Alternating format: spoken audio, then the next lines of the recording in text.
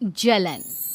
ममता बहुत ही सीधी और प्यारी लड़की थी, वहीं सुनील एक सरल और आगे बढ़ने की सोच रखने वाला लड़का। सुनील, बेटा सुनील कहाँ है?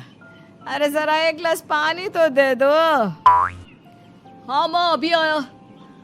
क्या माँ, पानी तेरे सर के पास ही तो रखा है, क्या हो गया है? तबीयत खराब है क्या?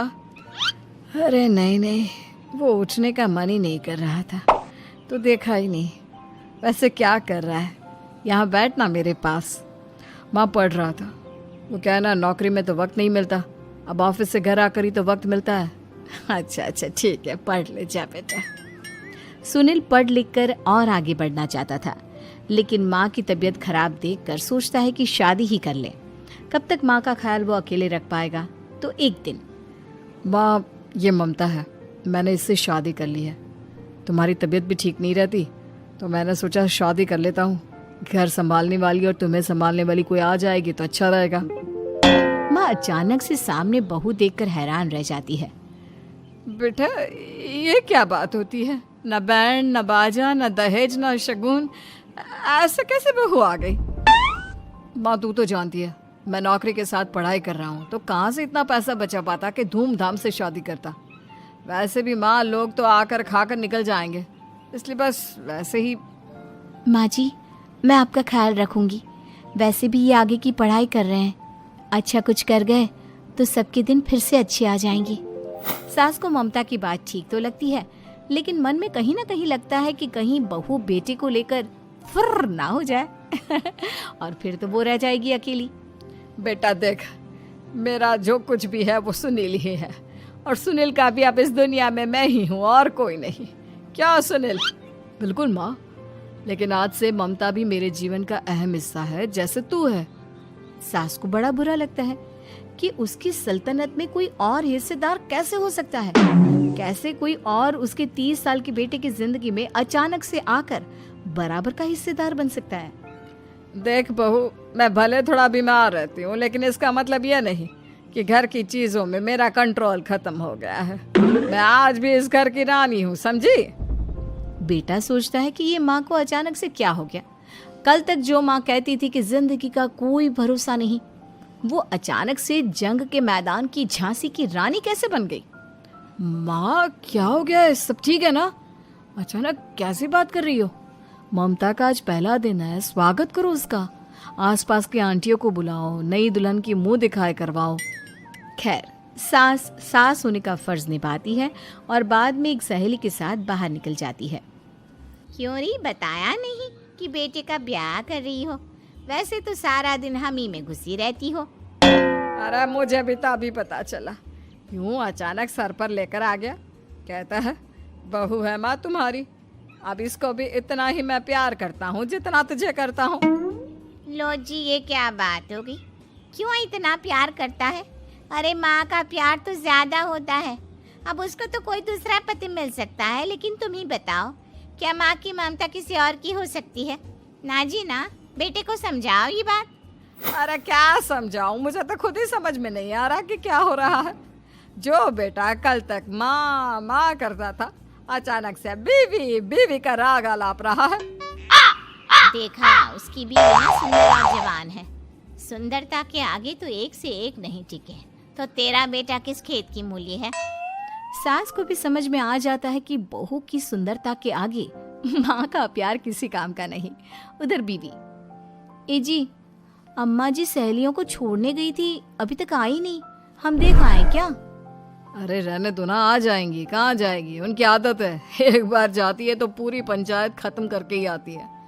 अच्छा ही है, खाना वाना खा कर गई होगी। छोड़ो ना, घूमेगी तो खाना पचेगा नहीं तो ऐसे ही खाट पकड़ लेगी। बहू भी शांत हो जाती है। उधर सास सोचती है कि आज थोड़ा देर से ही घर जाती हूँ, जब बेटा परेशान होकर ढूंढेगा तब मजा आएगा।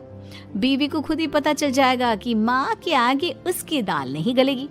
लेकिन वहीं दूसरी ओर घर पर, ए जी, माँ जी अभी भी नहीं आई, हमको तो घबराहट हो रही है कि क्या करें, जाकर पता करें किसी के घर। अच्छा, कहाँ जाओगी ये भी बता दो। पहला दिन है तुम्हारा इस घर में और एक ही दिन में मोहल्ला छानोगी क्या? हाँ, तो आप भी तो नहीं जा रहे हैं ना, हमको फिक्र हो रही है। अरे यार, ये रोज का है अम्मा का, खाओ और सो जाओ। बस फिर क्या था। बेटा बहू खाना खाते हैं और कमरे में सोने चले जाते हैं। उधर जब सास को कोई देखने नहीं आता तो वो हार कर घर आ जाती है, जहाँ वो देखती है कि सारे घर की लाइट्स बंद है। सास को गुस्सा आता है। बहू, ममता बहू कहाँ हो? लेकिन सारे दिन की थकी बहू को ऐसी नींद आती है जैसे किसी ने भांग की गोली खिला दी हो। वो तो नहीं उठती। उठकर आ जाता है बेटा। क्या बात है अम्मा, काहे चिल्ला रही हो? अरे सो जाओ ना, सुबह की थकी है बहू, वो सो रही है। जोर से बोलोगी तो नींद खुल जाएगी उसकी। माँ को गुस्सा आ जाता है। फिलहाल तो सो जाती है, लेकिन मन ही मन ढेर सारा जहर बहू के लिए भरा होता है।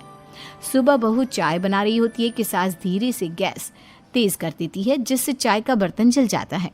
और जैसे ही बहू चाय का बर्तन उठाती है उसका हाथ जल जाता है। मेरा हाथ जल गया। वो जोर जोर से चिल्लाकर इधर उधर भागती है कि सास थोड़ी देर में उसके हाथ में पानी डाल देती है। हाय रे बहू, क्या कर रही हो? पहली बार रसोई छुई हो क्या? सासू माँ गलती से गैस तेज रह गई थी और बर्तन जल गया, जिससे मेरा हाथ जल गया।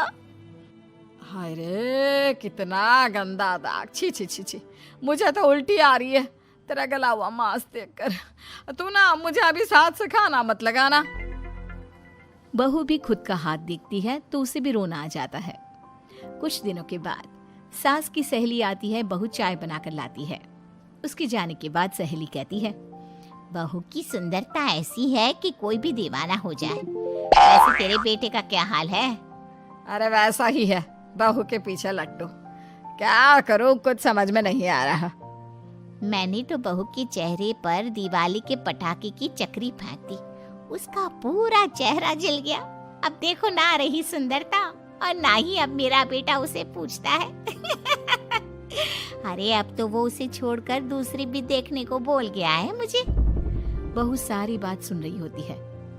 आंटी एक बात बताइए, क्या भरोसा है कि दूसरी सही आए और आपके अनुसार रहे? देखिए आंटी, मेरी सासू माँ को गलत बात सिखाने की जरूरत नहीं है। हमारा परिवार साथ में खुशी से रह रहा है। देख बहू, मेरी सहेली की बेइज्जती ना कर, वही अच्छा रहेगा तेरे लिए, समझी? बहू नहीं मानती है। वो बार बार उनकी सहेली को घर से निकल जाने को कहती है। तभी सास की सहेली पास के चूल्हे से लकड़ी लाकर बहू के चेहरे पर लगा देती है। बहू जोर जोर से रोने लगती है। अरे ये क्या कर दिया? मैंने कहाँ किया, ये तो तूने किया। तू ही नहीं चाहती थी कि बहू बेटे के साथ रहे, भला मैं क्यों करूंगी?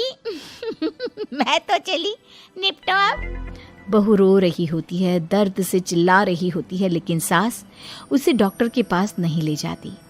तभी पति आता है। क्या हो गया ममता? ये दाग कैसे लगा? तुम कैसे जली? ममता कुछ नहीं कहती, बस दर्द से करा रही होती है। पति माँ की तरफ देखता है। हो ना हो माँ, ये पक्का आपका काम है। आप ही ममता से जला करती थी ना। देखना माँ, अब पुलिस आएगी, केस बनेगा, लेकिन पहले मैं ममता को अस्पताल लेकर जा रहा हूँ। सभी अस्पताल जाते हैं, जहाँ डॉक्टर ममता की सास से कहते हैं, आपने तो नहीं जलाया ना बहू को? अब ममता की सास के तो पसीने छूट रहे होते हैं। वो घबरा कर कहती है, ना ना डॉक्टर साहब, कैसी बात करते हैं? हम क्या जलाएंगे अपनी बहू को? डॉक्टर ममता के पति से पूछते हैं। देखिए, क्योंकि ये ससुराल में जली है तो मामला पुलिस का बनता है, तो आप पहले पुलिस को बुलाइए, तभी इलाज पूरा होगा। सास डर जाती है कि अब तो बच्ची जिंदगी जेल में ही रहना होगा। रहने दीजिए ना, पुलिस को क्यों बुलाना?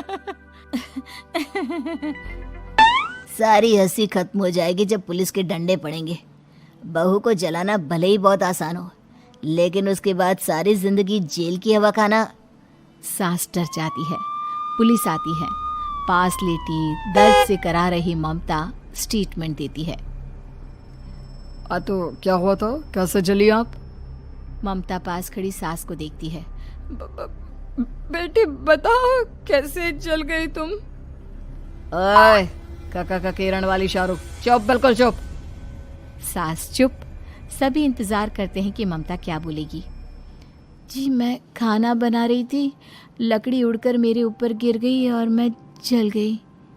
सास बहू की बात सुनकर रोने लगती है। देखा माँ, कितनी समझदार है ममता।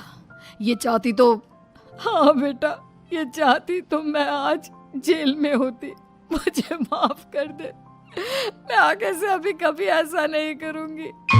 बहू के साथ मिलकर रहूंगी, मुझे माफ कर दे।